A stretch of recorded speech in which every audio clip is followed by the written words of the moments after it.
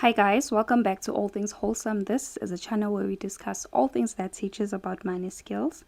So in today's video, you're not going to see my face, but I just want to quickly help you with these simple calculations to check if you can afford that car or not. So we will be looking at three major payments that you'll have to pay every month, which are your car installment, your insurance, as well as your petrol price. So not taking into consideration other payments like your car tracker, your service, or your maintenance plan, but I'm just focusing on these three things because it's what you need to have every month for owning that car. That's of course if you are going to use the car for work purposes.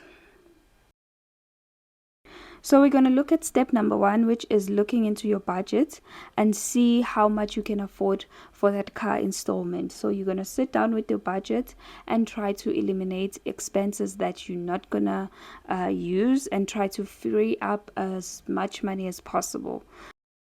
So before I can explain step number two, so obviously you're looking at this video because you just want a car that you can afford. It's not that you do have the money. Otherwise, if you do have the money, you can just go and buy the car of your dreams in cash. So here I'm doing a video for people who just want a car that they can afford, Alright, then we come to step number two. Now you're going to check for the car installment that you can afford. So you're going to look at cars that are within that range. So let's say for an example you can afford a car of an installment of 4,000. Then that's what you're going to look at. Okay, so step number three, we are going to be looking at insurance premiums. So your insurance premium are around 25% of the car installment. So I need to do a disclaimer here. Not all your premiums are going to be around 25%. They can be more or they can be less depending on a lot of factors. So your insurance premiums are dependent on your age, your gender. There's a lot of factors that influence the insurance premium. So they say that maybe if you are young, you are a guy, you are more reckless, so your premiums are going to go high. And if you are old and you're a woman, you don't have much risk, And also, if you've claimed before, then you are considered high risk, So those are the factors that affects your insurance premium. So but in this example, we're just going to use 25% of the car installment, but you need to call and do your quotations and have your figures correct, yeah. So in this example, 25% of 4,000 is 1,000. So that's what you are going to be paying for your insurance. And take into consideration that your insurance goes up every year, but you can negotiate these things. Yeah, so all you need to know is that there's a lot of factors that affect your insurance premium. Alright, so step number four, we are going to be calculating how much you are going to be paying for petrol per month.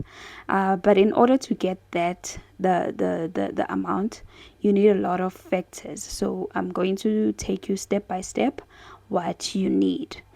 So the first thing that you are going to need for this step is a liters per 100 kilometer of that car that you want to buy.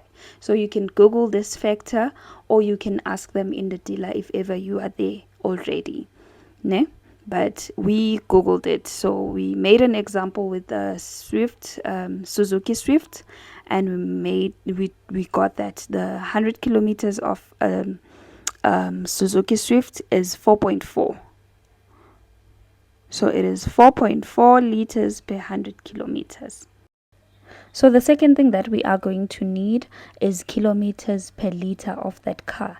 So now that we have the liters per 100 kilometer, we can then convert it to kilometers per liter. So you're just going to take that number, 100 divided by that number, which is 4.4 in our case, and then you convert it to kilometers per liter. It's going to be 22.73 kilometers per liter. So the next thing that we are going to need is the estimated distance between your home and your work in a month, and also your weekend trips. So in a month, let's assume you go to work Monday to Friday. So that's 5, 10, 15, 20. You have 20 days in a month where you travel from and to work. And then on weekends, we're just going to take 8 days, because it's 2, 4, 6, 8 for a month. 4 weeks in a month.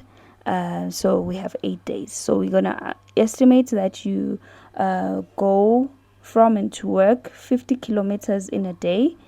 So that then we're gonna times that by 20, and then we're gonna estimate that on your weekends, your total length, your total distance is gonna be 125 kilometers, and then you get your totals. Okay, so we get 1,000 kilometers a month for going to works, and also for weekends we get 1,000 kilometers. So estimation of kilometers per month is 2,000. So step number 5, we're looking at fuel price, which you can Google or get in any petrol station. And then in this example, we said it's 24 rands per liter of petrol. Now we are going to be calculating how much money you are going to be paying for petrol per month.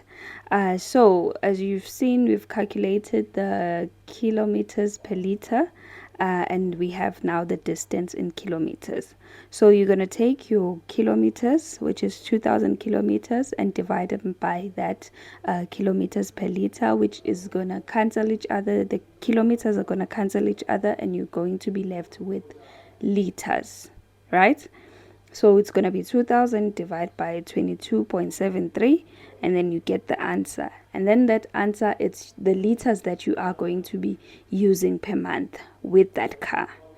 And then the last part, you're going to take that liters, times it by the petrol price per liter, which is 24 rand, and you get your answer.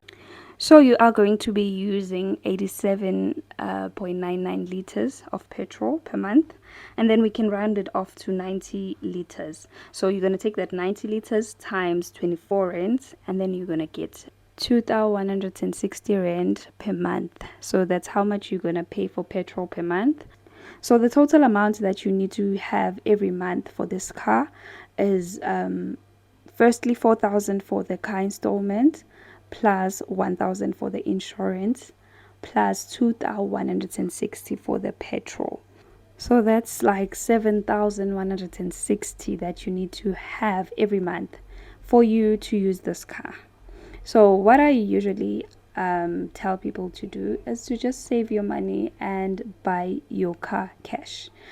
This thing of financing a car is very expensive, guys. I am currently financing a car, and I wish I had someone who just showed me this before I even bought the car. I wish I just saved my money and bought it cash, yeah. But then this is what you need to know before you can go ahead and buy that car.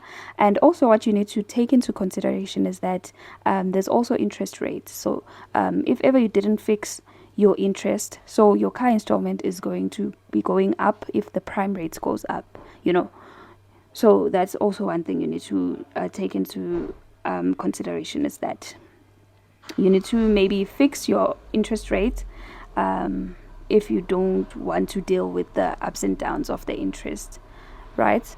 So thank you so much for lending me your ear. Don't forget to subscribe, like, and comment below if you have any questions or you just want to say something to me. Thank you for allowing me in your space and lending me your ear. Always remember that I love you. Have a lovely, productive day. Bye. See you on my next video.